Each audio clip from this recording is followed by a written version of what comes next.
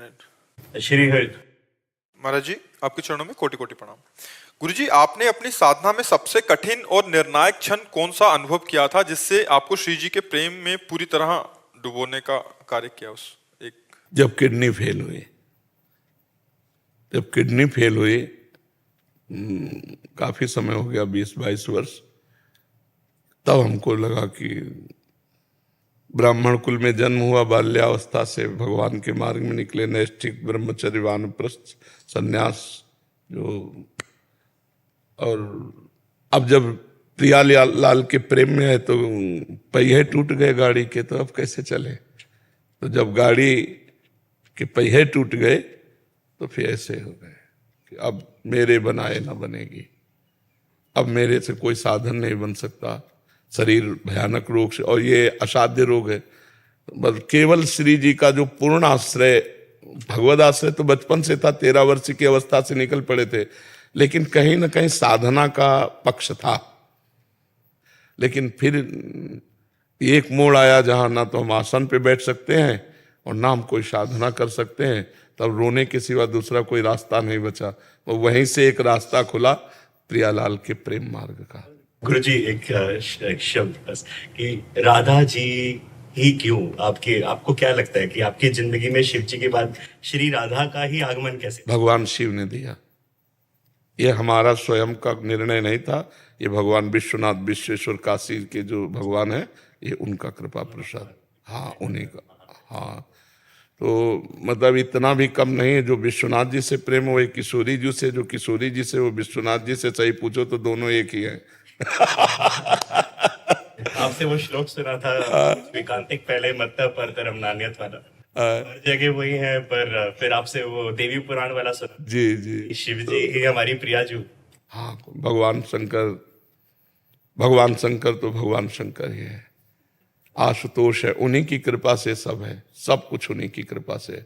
मुझे वृंदावन आना, रास का दर्शन होना, प्रिया प्रीतम के शरणागत होना, ये रस मिलना, ये सब महादेव जी की कृपा से।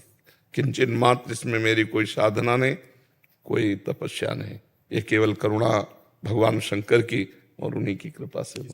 शुभम जी, कनाडा से। राधे राधे। राधे राधे महाराज जी। महाराज जी, क्या जीवन में अकेलेपन का अनुभव होना वास्तविकता में आध्यात्मिक जागरूकता के संकेत हैं, या कि ये केवल मन की एक अस्थायी स्थिति है? यदि ये आध्यात्मिक संकेत है, इसी अकेलेपन की भावना में तो फिर जीव फंस जाता है। ये कोई आध्यात्मिक असंगोहम पुरुषा का थोड़ी अनुभव है। ये अकेलेपन का अभाव विषय संयोग की आकांक्षा से युक्त है। ये कोई परमात्मा प्राप्ति वाला असंगोहम थोड़ी है।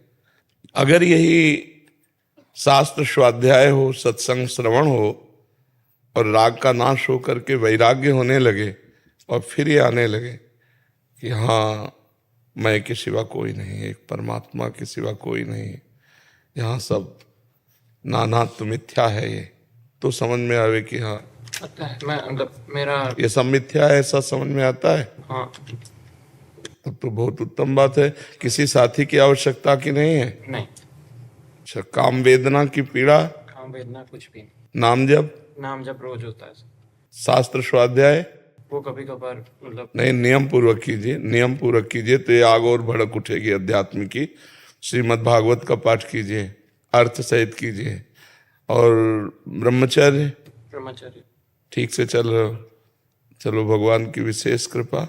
लेकिन अभी कोई स्थायी वृत्ति नहीं है, इस पर कोई विश्वास न कर ले, क्योंकि मन जो है ना बहुत चंचल है, वो कभी किसी भी क्षण बदल सकता है। की कृपा से सब कुछ सही होता है। एकांत लगता है तो अच्छा लगता है, 90% समय तो मतलब बहुत ही वो आनंदमय लाइक राधा राधा, और माँ बाप की सेवा और बाकी सब बढ़िया से, लाइक जितना हो सके दान पुण्य। ये बहुत पूर्व जन्म का कोई सुकृत है जिससे ऐसी मंगलमय भावना उदय हुई, पर इसको गुप्त रखो और इसको सजो, इसको बढ़ाओ और इसको पचाओ।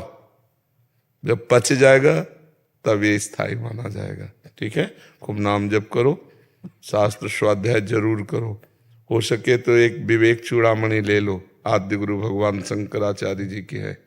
ज्ञानाग्नि प्रज्वलित करने में बहुत, संस्कृत का ज्ञान है थोड़ा बहुत, लाइक पर हिंदी की भी टीका है उसमें, गीता प्रेस से प्रकाशित होती है। क्या नाम बताया? शंकराचार्य का, भगवान शंकराचार्य जी की विवेक चूड़ामणि। विवेक चूड़ामणि, उसमें बहुत आपको ज्ञान हो जाएगा।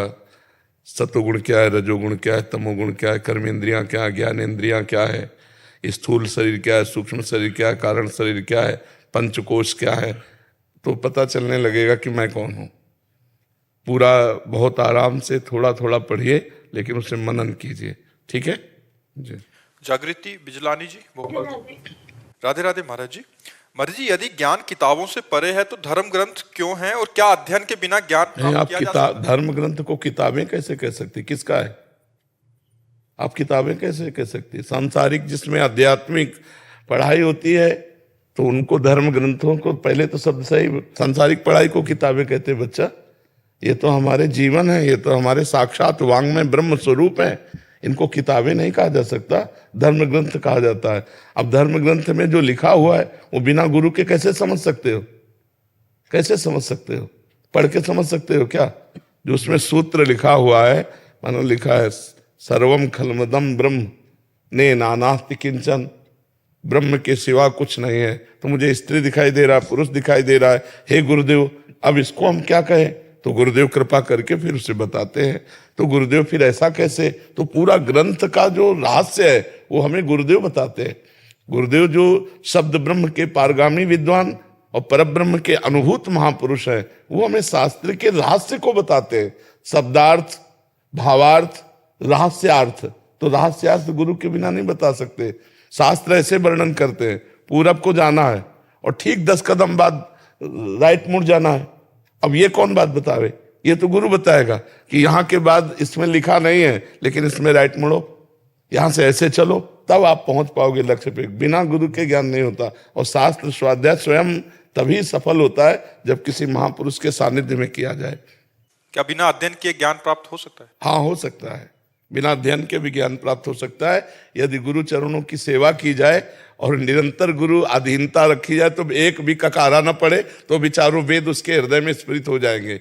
एक बार आद्य गुरु भगवान शंकराचार्य जी के शिष्य जन बैठे थे, वो गंगा स्नान करके आए, तो श्री जो त्रोटकाचार्य जी थे वो केवल आद्य गुरु भगवान शंकराचार्य जी की शरीर सेवा में रहते थे, उनके सुख विधान में लगे रहते थे। तो किसी सूत्र की, ब्रह्म सूत्र की व्याख्या करनी थी, तो उनका गुरुदेव भगवान इस सूत्र की व्याख्या कर दो, तो उनका त्रोटक भी आ जाए त्रोटकाचार्य जी के लिए। तो कहा प्रभु उनको क्या सुनाना, उन कभी वो वेदांत पढ़ते नहीं, कभी वेदांत श्रवण नहीं करते, हर समय शरीर सेवा में लगे रहते हैं आपकी। तो उनका गुरु सेवा को इतना लघु मान लिया। आने दो उनको। आए, बोले बेटा इस सूत्र की व्याख्या कर दो। तो बिना पढ़े ब्रह्म सूत्र के, तभी वो आचार्य पदवी पर बैठे त्रोटकाचार्य जी। गुरु सेवा से जो ज्ञान है, शुद्ध ज्ञान गुरु चरणों की सेवा से प्राप्त होता है। यदि गुरु भगवान को समर्पित हो जाए, अब आप देखो देव ऋषि नारद जी गुरु हैं और उन्होंने उपदेश किया राम राम कहो, वो राम राम भी नहीं कह पाए, मरा मरा मरा मरा। भगवान के प्रकट होने के पहले ही भगवान की लीला की रचना कर दी, ब्रह्मर्षि कहलाए। तो नाम जो गुरु ने दिया उसमें सब कुछ छुपा हुआ है। जैसे राम, तो ये 2 अक्षर में पूरा ब्रह्म ज्ञान छुपा हुआ है। जो भगवान नाम है, जो गुरु प्रदत्त मंत्र है, उसी में समस्त शास्त्र छुपे हुए हैं। तो ऐसा नहीं कि वो ब्रह्मानुभूति नहीं कर सकते, वो भगवत प्राप्ति नहीं कर सकते, कर सकते हैं। गुरु कृपा ही केवलम, गुरु कृपा ही केवलम, गुरु कृपा से सब कुछ हो सकता है। महाभारत में एक प्रसंग आता है उपमन्यु जी का। वो गुरु जी की चरणा आश्रित हुए वेद पढ़ने के लिए, उन्होंने कह दिया गाय चराओ। तो उनकी बहुत सी बड़ी गौशाला थी, जंगल में चले जाते और गाय चराते। 15 दिन बाद आए तो बड़े हष्ट पुष्ट। तो उन्होंने कहा तुम हष्ट पुष्ट कैसे हो? तो उनका गुरुदेव भिक्षा मांग लेते हैं। बोले बिना गुरु आज्ञा के भिक्षा कैसे पाते हो? हमने तो आज्ञा नहीं करी। 15 दिन फिर चराने के लिए गए, जब आए फिर हष्ट पुष्ट। तो उनका तुम स्वस्थ कैसे हो? बोले गऊओं का दूध पी लेते हैं। तो बोले गऊएं हमारी हैं, हमारी आज्ञा के बिना तुम कैसे दूध पी लेते हो? 15 दिन के बाद फिर आए, फिर स्वस्थ। तो उनका तुम स्वस्थ कैसे हो? तो उनका बछड़ों को जो फेन निकलता है उसे चाट लेते। बोले हमारे बछड़े दयालु बहुत है। तुम्हारे लिए वो छोड़ देते हैं मेरी बिना आज्ञा कि तुम ऐसा। अब ये सब बंद हो गया तो उनको ज्ञान नहीं था। और कौड़े का वृक्ष होता है, छोटा सा पौधा, उसमें फूल होते हैं, भगवान शंकर को चढ़ाए जाते हैं, वो उनके पत्ते खा ले और वो जहरीले होते हैं, तो उनकी आंखें अंधी हो गई, वो एक कुएं में गिर गए। 15 दिन बाद गए नहीं तो शिष्यों के साथ खोज की, जहां गौएं चरा रहे थे आवाज लगाई तो उनका गुरुदेव मैं कुआं में पड़ा हुआ हूं। कैसे? तो मुझे पता नहीं, किसी वृक्ष के हमने पत्ते खा लिए जिससे हमारी आंखों की ज्योति चली गई और मैं इस अंधेरे कुएं में गिर गया। तो उन्होंने मंत्र बताया अश्वनी कुमार जी का कि इस मंत्र का जप करो, उच्चारण करो। देखो अभी देव वैद्य अश्वनी कुमार आ जाएंगे, महाभारत में इसकी कथा। तो जे हुए उच्चारण के अश्वनी कुमार आ गए, उन्होंने दिव्य पुए की रचना की औषधि मिला के और कहा खा जाओ। तो उनका आप नहीं, गुरु आज्ञा के बिना अब कभी अपनी जबान में कुछ नहीं रखूंगा, क्योंकि मैंने देख लिया मैंने गुरु आज्ञा का उल्लंघन किया। 15 दिन उपवास करके मुझे गुरु जी के पास पहुंचना चाहिए था और फिर वो मुझे उपदेश करते क्या खाना है, तब मैं खाता, लेकिन मैंने अपनी मनमानी की, आज के बाद कभी नहीं। तो बोले फिर अंधे बने रहोगे? तो उनका जन्म भर अंधा रहना ठीक है, लेकिन गुरु आज्ञा का उल्लंघन नहीं करूंगा। तो उनके गुरुदेव ने कहा पालो। तो जे भी पुआ पाए सो उनकी दिव्य दृष्टि जागृत हो गई, बाहर निकले और गुरुजी ने गले से लगाया तो बिना पढ़ाए चारों वेद उनके हृदय में स्फुरित हो गए। गुरु साक्षात परब्रह्म, तस्मै श्री गुरुवे नमः। गुरु कृपा से बिना पढ़े लिखे भी ज्ञान आ जाएगा। जी।